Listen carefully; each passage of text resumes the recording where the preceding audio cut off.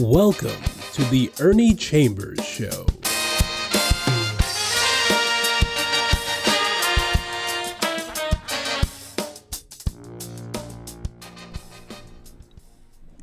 Brothers, sisters, friends, enemies, and fools. There are some fools out there, just like there are some of the others in that catalog. What I'm going to do is go back in history, not far, but just to show that a leopard does not change its spots, that the Jewish state does not change its viciousness, and that history can seem to be cyclical, like a cycle, repeat itself. And when somebody engages in a certain type of conduct or practice a certain activity, it becomes what is called a habit. And Israel has had a habit of attacking its neighbors, not because Israel, the Jewish state, is that powerful, but because they have a big brother who is really a flunky, the United States, which has more kill power than any country on the face of the earth, with the possible exception of Russia, and soon North Korea in certain areas may equal them.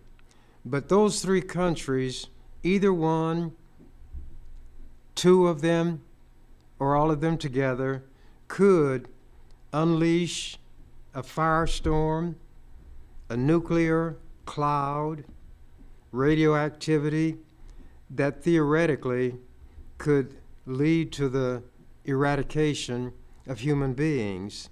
But that is not exactly what I intend to talk about. I want to talk about Israel. When I was younger and went to church, the Jews were considered God's chosen people. That's what I had been told. As I began to read the Bible, read some of the horrible things that the Jews did, how God condemned them, how Jesus condemned them. Jesus even said, "Which of the prophets have you all not persecuted?" But that is not precisely what I'm going to talk about. I wrote articles during the long ago. The ones that I'm going to read from today come from the year 2003. If this is 2024, and I believe that it is, 3 from 24 is 21. This that I'm going to read from was written 21 years ago, and it could have come from yesterday or today's paper. But I'm going to start with an article that appeared in today's paper, the Omaha World Herald. Headline says, "Lawmakers question U.S. support." Austin tells Congress Israel is taking steps to boost aid to Gaza. I had touched on the fact, and national news and local have talked about the fact that there was a food convoy, and one of the groups had their vehicles marked with the emblem on top of the vehicles so they could be seen from the air. There would not be any, quote, mistakes, unquote, by Israeli bombers, and they could get this aid delivered to the people who need it so desperately. Famine, starvation, attendant sicknesses, and some diseases are racking Gaza, thanks to God's chosen people based on the way they describe themselves. But the Bible said there are gods many, there are lords many. So their God could be the devil. As a man thinketh in his heart, so is he. You'll know a tree by the fruit it bears. I'm going to get to this article, and it was accompanied by a photograph, and you probably can't make it out, but just let you see that there was a picture accompanying this, and the caption says, "Secretary of Defense Lloyd Austin and Chairman of the Joint Chiefs of Staff, General Charles Brown Jr., testified Tuesday," which would have been yesterday, before the Senate Armed Services Committee on Capitol Hill in Washington. These men have all kind of badges and symbols to show their military exploits,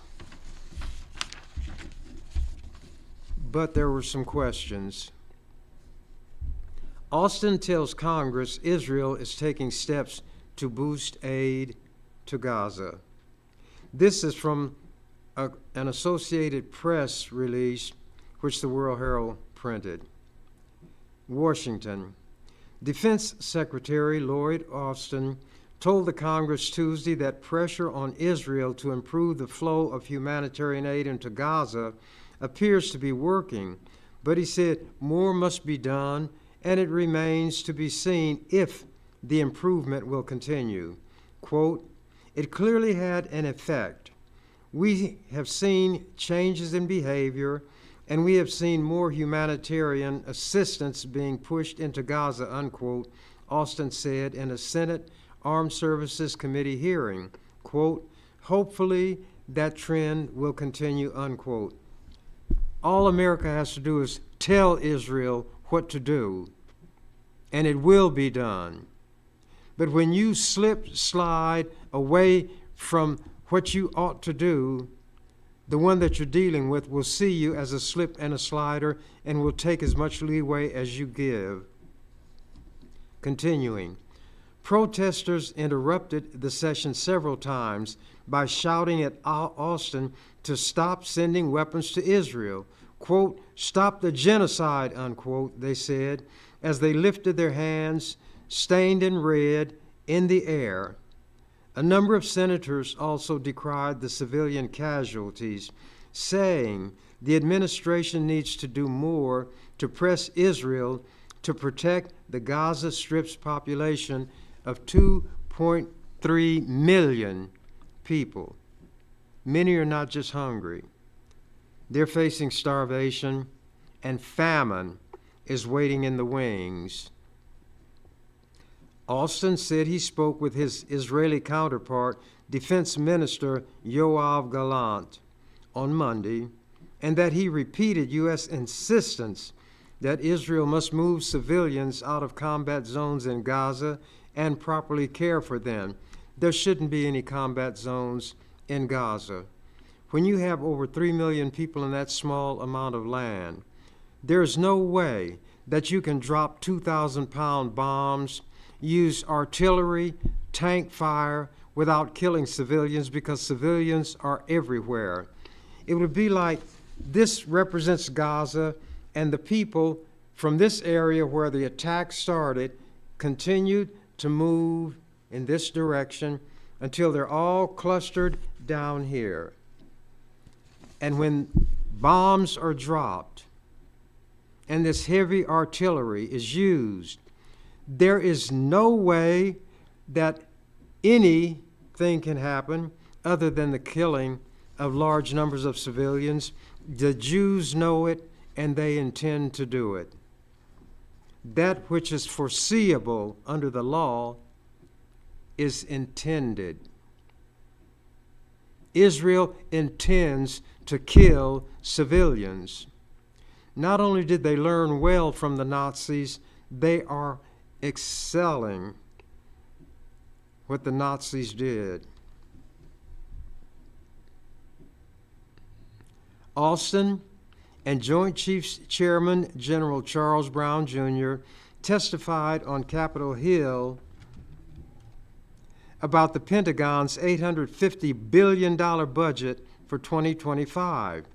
But the hearing offered the first chance for lawmakers on both sides to question the Pentagon's top civilian and military leadership on the administration's Israeli strategy following the Israeli military's deadly strike on World Central Kitchen humanitarian aid workers in Gaza.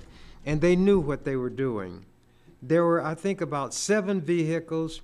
They were spaced many yards apart so that it would be clear that this was a convoy. The markings made it clear, even to those in the air, that this was a humanitarian effort. The Jews cannot say that the attacking of that convoy and killing of those people was an accident because of the large amount of space between each vehicle, and each one was struck in succession. This was intentional. It was murder. It violated the laws, the principles of war and international law. But since Israel is a client of the United States, who is going to put Israel into the dock and make them stand trial for the crimes that they committed, are committing, and have made it clear they intend to continue committing? Let what they are doing to these Palestinians be done to them. And they cannot say, the Jews cannot say, Hitler did worse things to them. Not so. Let me find my place.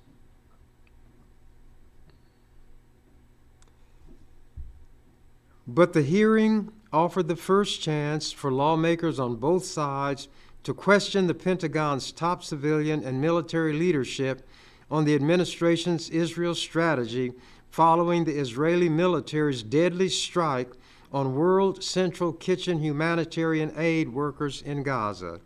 That strike also led to a shift in tone from President Joe Biden on how Israel must protect civilian life in Gaza, and drove dozens of House Democrats, including former House Speaker Nancy Pelosi, to call on Biden to halt weapons transfers to Israel.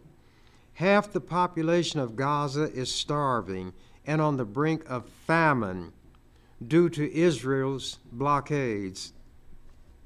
Israel in recent days took initial steps to increase the flow of humanitarian aid into Gaza.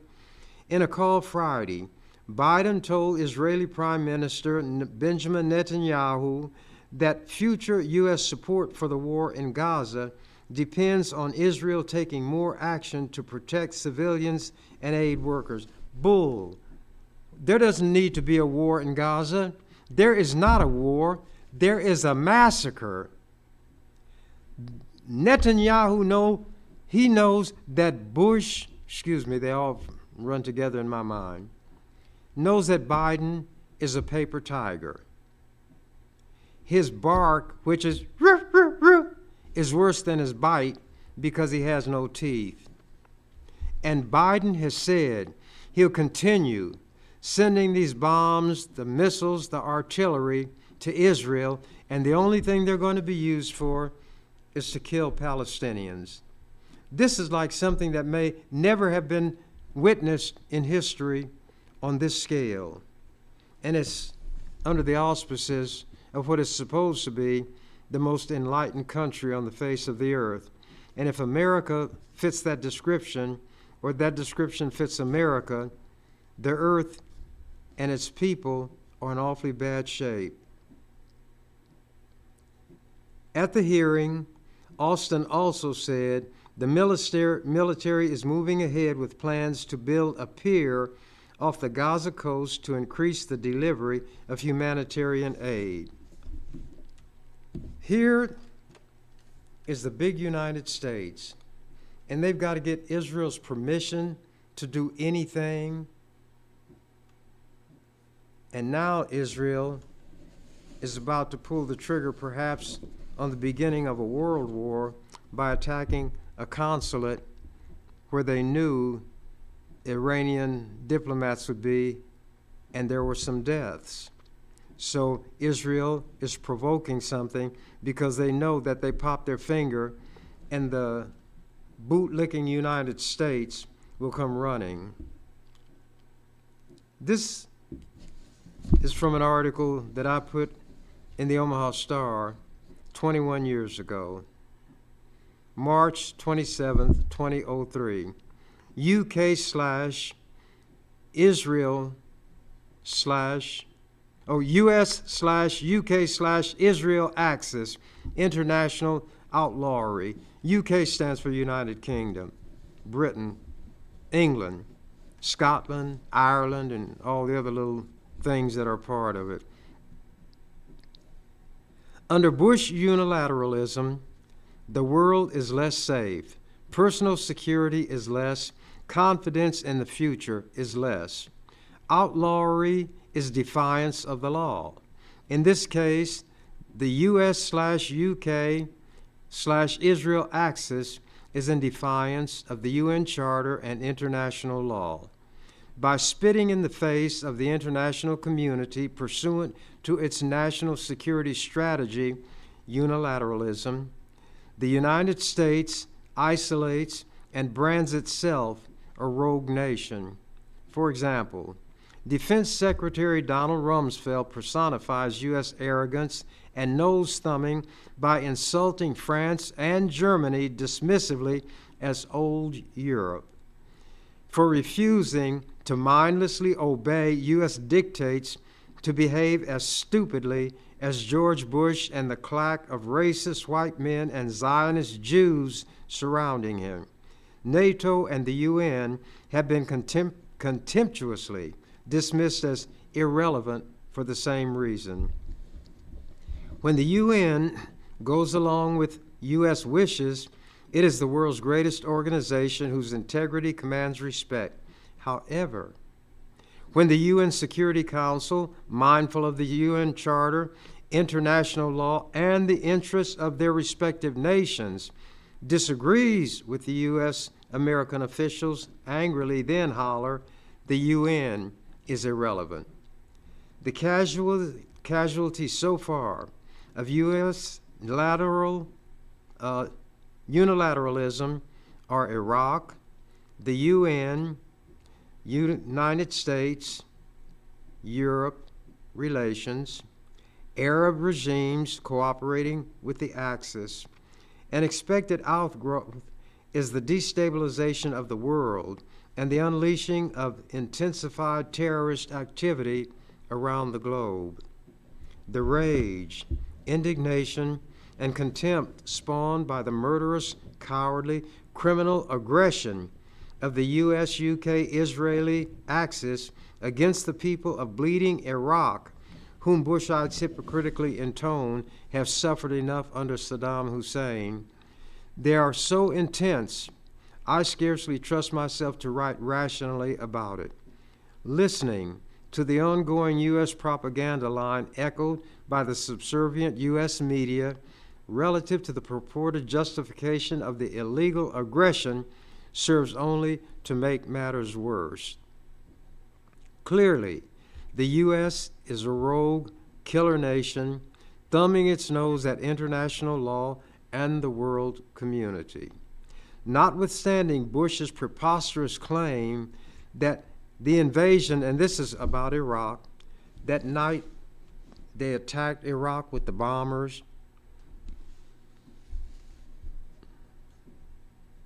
Let me find my place. Bush's preposterous claim that the invasion is to, quote, disarm Iraq, free the Iraqi people, and save the world from terrorism, unquote.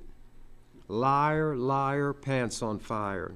First, no weapons of mass destruction, chemical, biological, or nuclear, have been shown to exist, thereby exposing the disarmed sham as a lie.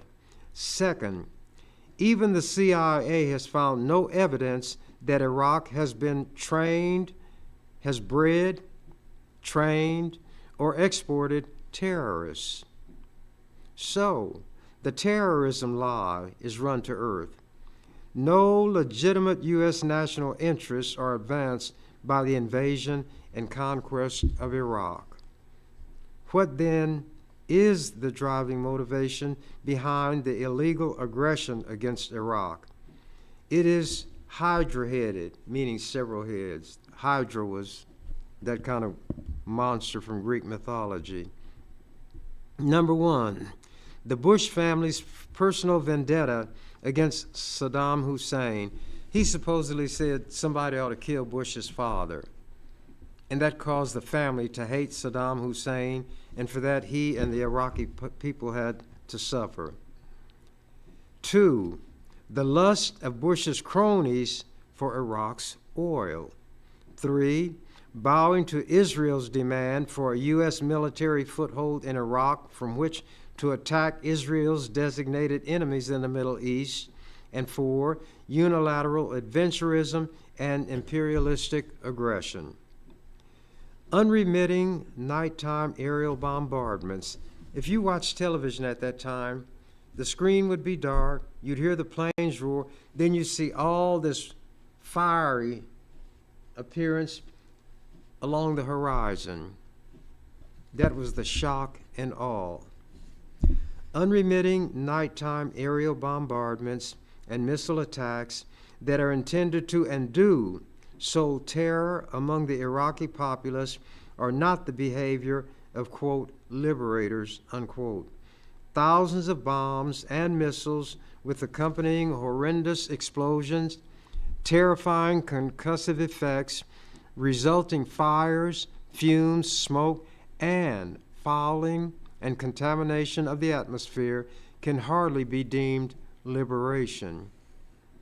It is doubtful that Iraqis feel better about their women and children being slaughtered by so-called liberators from the U.S. and U.K. rather than at the hand of Saddam Hussein, which they could never prove that Saddam was doing. The terror, destruction, and nerve-shattering noise and chaos being wreaked by the axis of outlawry are unmatched by anything previously inflicted on Iraq and its people. And when one nation preemptively unleashes unprecedented military might against another that is far weaker and poses no imminent threat, it is not war, but vicious bullying. It is the slaughtering of innocents. How many women, children, infants, elderly, and infirm will be murdered by Axis forces in the air, on the sea, and on the ground? Killing civilian non-combatants is murder. Killing Iraqi civilians is intentional. Both moral and civil law declare that what is foreseeable is intended. Killing civilians is foreseeable. Who doubts that the bullying U.S. behemoth will ultimately crush militarily tiny and weak Iraq? Still, questions remain. Number 1, what will be the reaction of ground forces when, despite shows of overwhelming kill power, significant resistance is encountered as the invaders near Baghdad? And may the spirit of jihad draw outside support to Iraq's aid? 2, having been convinced of their invulnerability and invincibility by Axis propaganda, what will be the reaction of the young troops, and how will they behave when they come face to face with the reality that they and their comrades, not only Iraqis, will be harvested by the Grim Reaper? Will the, quote, psychological warfare, unquote, of the Axis trumpeting guaranteed death to Iraqis and guaranteed victory to Axis forces backfire when death cuts a swath through the invaders' ranks, as it surely shall? 4, what will be the ramifications and complications of the movement of Turkish troops into Kurdish North Iraq in disregard of wishes and warnings of the U.S. and in the face of Kurdish vows to fire on such troops? The slam-dunk invasion of Iraq may not be quite as neatly packaged and ready for delivery as the American public has been led to believe by official U.S. and media propaganda. Americans may shed as many tears over the death of their loved ones in this illegal bush war of aggression as tears shed by weeping Iraqis over the death of their loved ones. In the meantime, Bush and his advisors enjoy the safe, snug comfort of their safe houses and the dinners and other social diversions available to the elites who cheerfully send other people's children to their death in an unworthy cause. Shocking as it may seem, Iraqi David may have a special stone to slay U.S. Goliath. This gloomy discussion calls to mind a song titled, "There's Got to Be a Morning After," and a reminder, the rest of the world cannot be disregarded in the aftermath of the Axis outlawry in Iraq, as has been the case where the only question devolved on the irresponsible and criminal wielding of overwhelming kill power by the Axis powers, killing untold numbers of civilians, elderly, men, women, children, infants. Long ago, an English gentleman named Oliver Cromwell made a plea to the Scots before the Battle of Dunbar. Quote, "I beseech you, in the bowels of Christ, think it possible that you may be mistaken," because the Scots were going to fight England. The scoffing Scots paid no heed and were crushed in the ensuing Battle of Dunbar, September 3rd, 1650. If only somebody could prevail on Bush to apply Cromwell's cautionary plea to himself as he blunders and plunges into the thicket of arrogant, irresponsible military unilateralism. The reason I'm going back is to show that what's happening today is just a part of the thread that reaches back some distance. Not quite so long ago, Otto von Bismarck became the first chancellor of the modern German Empire. I like history. Malcolm X said history is the subject best suited to reward our study. He was the modern German Empire, 1871 to 1890. He has been memorialized with an adjective, Bismarckian, and that does not refer to the jelly donuts that we call Bismarcks. Bismarckian, which signifies aggressiveness in politics and diplomacy, is what Bismarckian meant. He won 3 wars and unified Germany, but his legacy, pursued by his successors, that Germany should be unmindful of the interests of every nation except Germany, led to 2 colossal defeats. Thus, the Bismarckian aggressiveness that united Germany and engendered an aggressive national spirit united the world against his successors and resulted in devastating defeats. People need to think about the consequences of their actions. Will the Bushites take heed? Today, weak Iraq. Tomorrow, who's next? With a little bit of luck, Bushian unilateralism may succeed spectacularly for a time, but when it falls in the long run, the failure will be catastrophic and terrible. Even now, bitter, sometimes violent protests around the world and in the U.S. against the Bush family's war and unilateralism are harbingers of more ominous things to come, with little consideration given to long-term consequences of that policy based solely on using the nation's overwhelming kill power to vindicate a family feud and Israel's aspirations in the Middle East. Bush has taken a fateful step which cannot be retracted. The die, as they say, is cast. I repeat, Bismarck won 3 wars that unified Germany, but left a legacy of aggression that led to 2 monumental defeats. I used to have a cable program through Fox and Cox, and the mayor and another fellow who used to work for KETV didn't like me and what I said, so they took the program off. This occurred March 17th of 2003. Last night, March 17th, they had talked about this policy of America called shock and awe. Following are some of my thoughts prior to the raining down of bombs and missiles on the people of Iraq. The U.S. shock and awe threat wilted into aw shucks. Last night, which was March 17th, 2003, I watched President Bush talk to the nation from a red-carpeted corridor in the White House. His expression resembled that of a deer in headlights. His weasel eyes had a staring, glittering aspect that made him appear to be either on drugs or lost in that fanatical fog of religious zealots.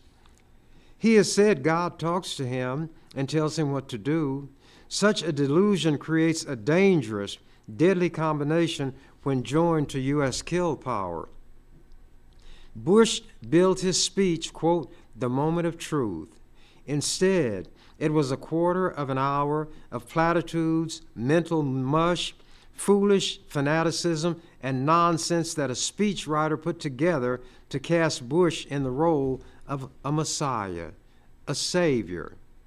As I watched that speech, it struck me as the most bizarre public spectacle I ever had witnessed. It was sheer madness. It was more like a parody, a caricature produced by Saturday Night Live than a real president with the power to destabilize the entire world. But there stood old Weasel Eye in the flesh, engaging in a towering bit of nonsense. He fell into the mode of old Western movies. Gunfight at the OK Corral, Gunsmoke, High Noon, John Wayne, Doc Holliday, John Wesley Hardin, Billy the Kid, the Dalton brothers, Jesse James, all rolled into one in his tortured little brain. Narrowing his beady weasel eyes into a hard squint, he peered into the camera and delivered the statement calculated to fix his place in history. Quote, Saddam, get out of town in 48 hours or I'm going to get you. And that goes for your kids too, unquote. This is you all's president. The rest of the world is shaking their head in amazement. A fool is abroad in the land.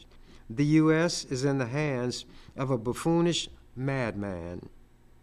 That speech convinced me that Bush is indeed suffering from messianic, they might say messianic, but the delusions of being a messiah. He truly believes himself to be the Messiah. Again, peering into the camera, he said, as if talking directly to the Iraqi people, as if they were watching him on TV instead of preparing to dodge U.S. bombs and missiles,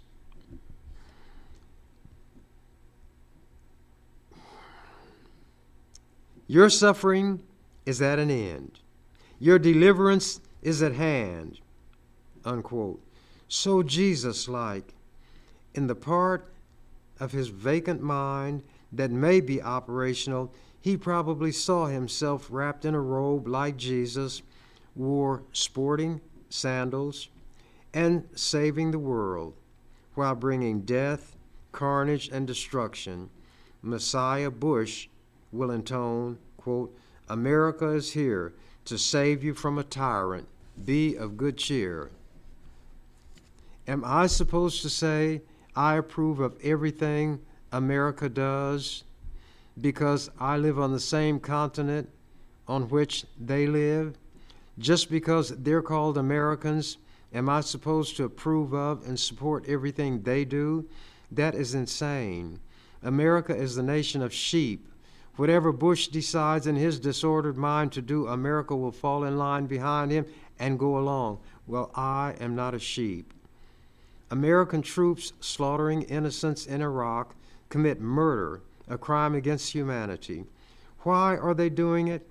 Why are they using deadlier super weapons in numbers dreamed of never before? Paraphrasing Defense Secretary Rumsfeld, even though it involves killing civilians, because they are following orders. Yet Bush said in his speech about Iraq soldiers who might employ certain types of lethal weapons against American troops, quote, "We will not accept the excuse that you were following orders," unquote. Quote, "Following orders is justification for whatever depredations American invaders commit against Iraqi civilians, but not for Iraqi soldiers defending against U.S. troops murdering civilians. Move over Nazis." Iraq, victim, U.S. aggressor. Iraq is not wrong in this confrontation, but the U.S. aggressor is. There is no justification for what the U.S. intends to do to Iraq. Iraq is no threat whatsoever to the U.S. Iraq can do nothing to hurt the U.S. Iraq has no means to attack the U.S. and never has expressed the intent to do so anyway. Iraq cannot menace the U.S.'s survival. Under principles of what is called a just war, no basis exists for the U.S. to attack Iraq. An attack is unlawful aggression, pure and simple, in violation of the laws of war. The only reason Bush and his ilk will not be tried as war criminals is because of U.S. kill power. The victor always is the prosecutor and the judge. The vanquished, the ones who lose, always are the ones in the dock standing trial, and ultimately many of them executed by hanging. At some point, the cup of America's wicked oppression will be filled to the brim. When forced to drain it, America will sing a different tune. After September 11th, 2001, the U.S. declared war on terrorism, as they called it, and the whole world was expected to join. Nations throughout the world identified with the U.S., expressed sorrow, and extended condolences. It was an era of good feeling toward the U.S. America was in a position to manifest some statesmanship, some maturity as a nation, and could have unified the world by showing respect and consideration for other nations, and could thereby have provided leadership. America could have enjoyed its most shining hours. But no, prideful, short-sighted, arrogance, and inconsiderateness asserted themselves. The good feeling extended toward America was squandered. It evaporated. Sweetness turned to vinegar. U.S. officials began to insult the countries that were its traditional allies, lecturing them as if they were children. Quote, "If you don't do as we direct, you're on the side of the terrorists," unquote. "If you are not for us, you're against us. If you don't vote for a resolution authorizing force against Iraq, you're voting in favor of Saddam Hussein and his evil." Old Europe scoffed at the adolescent attempt at child psychology. Their stance against America's foolhardiness was not a vote for Saddam. It was a vote against stupidity and unilateralism, against destabilizing and inflaming the Middle East. It was against upsetting the decades of fragile political balance in the world. Predictably, they were branded irrelevant. Will Bush think it possible that he may be mistaken? Let us see what the end shall be. Obviously, I don't like to read, I'd rather talk. But I want to get some things into the record. Israeli tail wags American dog. This was written and published in Omaha Star, July 27, 2006. The destructive, murderous, criminal assault by Israeli military forces against the innocent people of Lebanon, women, children, elderly, and infirm, is wholeheartedly backed and sponsored by the U.S., whose own hands are stained with Iraqi blood. The great Satan as America is known in the Middle East, just expedited a shipment of bombs, missiles, and other high-tech weaponry to its Israeli client for use against Lebanese civilians in a state-executed war of terror and mayhem against civilians. Isn't that what Israel is doing now? War crimes are perpetrated daily by Israelis against virtually unarmed people. The rabid Israeli tail, obviously, is wagging the complicit U.S. dog. And Iran has been handed a blood-drenched demonstration of why it had better develop the means, including nuclear, to defend and protect its people against Israel and its U.S. adventurism. I'm convinced that the murderous behavior of the U.S.-Israeli axis of terrorism is what provoked Russia within the past few days to back away from support of the U.S. proposed sanctions against Iran and to reevaluate the entire Iran nuclear question. And Iran did develop nuclear weapons thanks to what Israel was threatening and what America was backing them up in. But without reading all of this, because I got a lot, and I'm going to read some later on, my intent was to show, and I had listed concrete examples of things that happened all those years ago being duplicated by the Israelis today. They had different, I was going to say chancellors. Germany has chancellors, and their most notorious regime was that of the Nazis. Israel has had different prime ministers, Sharon and some of the others, and some of them were as vicious in their own way as the Nazis had been toward Jews, Eastern Europeans, gypsies, and Russian prisoners when they were taken captive. And some of the Russian prisoners were shot down in broad daylight in the streets. For some reason, the Israelis really hated them.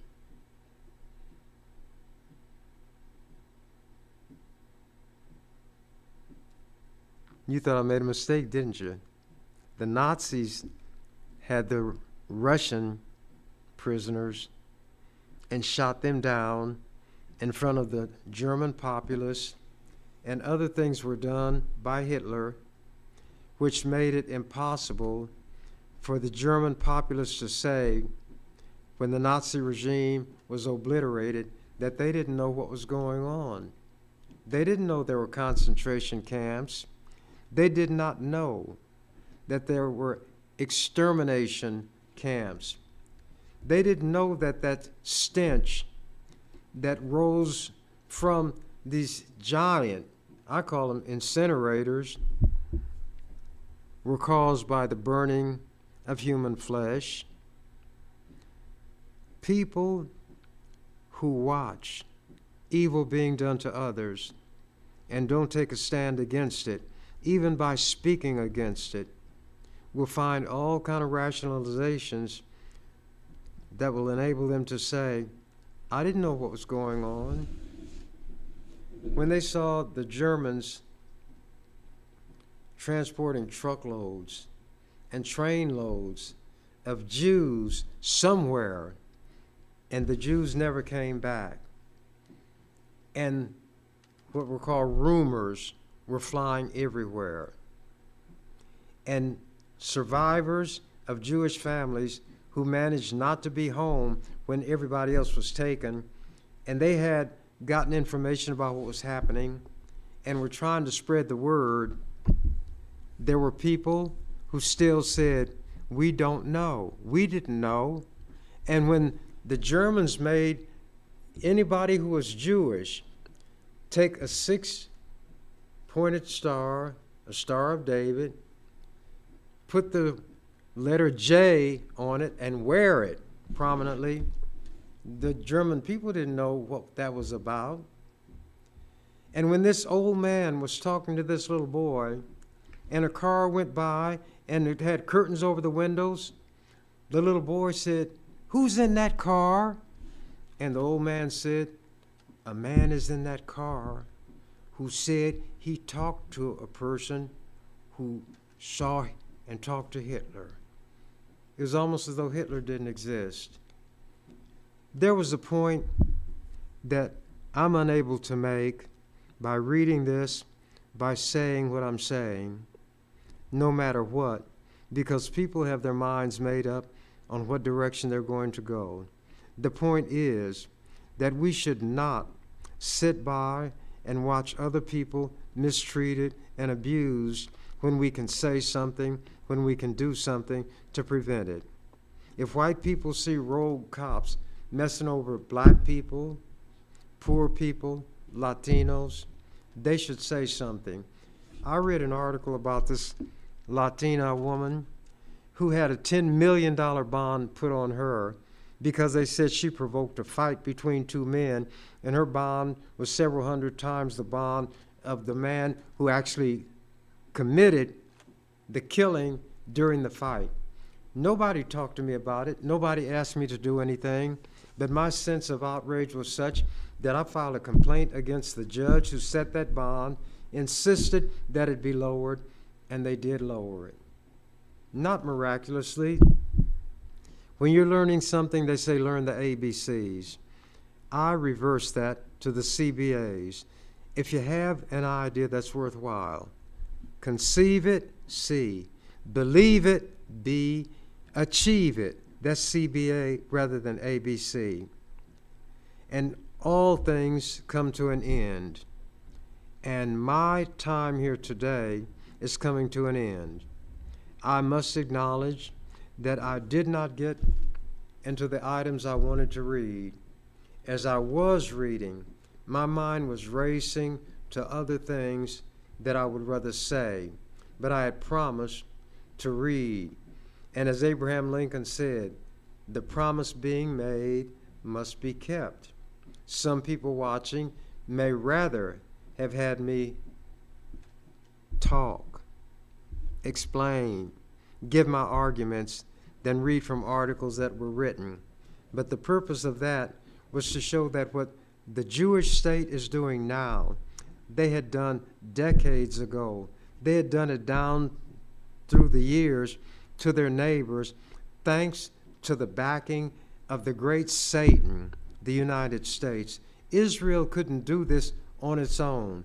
They don't produce bombs. They don't manufacture airplanes or munitions. They get them from America. And everybody sees Joe Biden as a pussyfooting, mealy-mouthed, scaredy cat. He says Israel better not kill these civilians, yet they're going to continue shipping billions of dollars in military aid to Israel. As I mentioned earlier, 2,000-pound bombs dropped in civilian areas. And Joe Biden is a president that people ought to have confidence in. Somebody's got a ring in Joe Biden's nose attached to a cord, which is in somebody's hand, and when they jerk that cord, Biden moves in that direction, and that hand is Jewish. He's like Charlie McCarthy sitting on the lap of Edgar Bergen. The puppeteer makes the puppet move.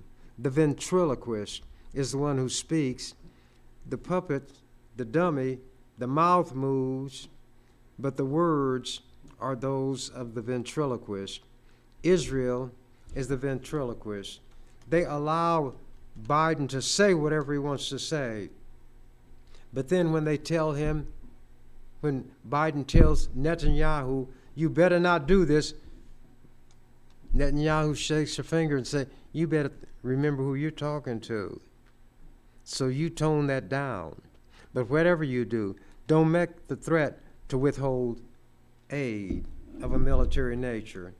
There are people on both sides of the aisle, as they say in Congress, Democrats, Republicans, in the House and in the Senate, who don't want aid of a military nature to go to Israel. But Biden, being the pussyfooter that he is going to send that aid. If there were elections in Israel right now, I believe Netanyahu would lose. So he doesn't want elections. He is under criminal charges right now in Israel for influence peddling and other misuses of office.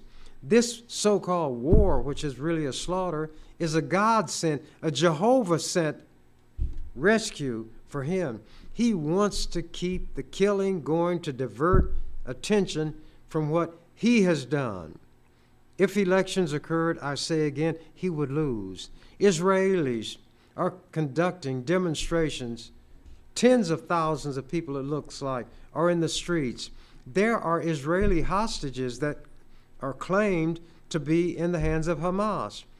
The relatives of those people are crying out saying, we want our relatives. Others, we want our friends. Others, we want our countrymen to be released. And we don't like this killing of civilians in the name of Zionism, in the name of Judaism. I am not one who will say that the Jews are getting what they deserve, because not all Jews are involved in what is happening. The ones who are responsible are the ones who drop the bombs, who pull the triggers, who do the killing. But because human beings tend to generalize and lump together, you'll hear that expression, the Jews, as though it's one entity. And I say again, if you have a Jewish friend, keep that person as your friend as long as he or she has done nothing to break the friendship. But don't fault that person for what's happening at the hands of the Israeli government.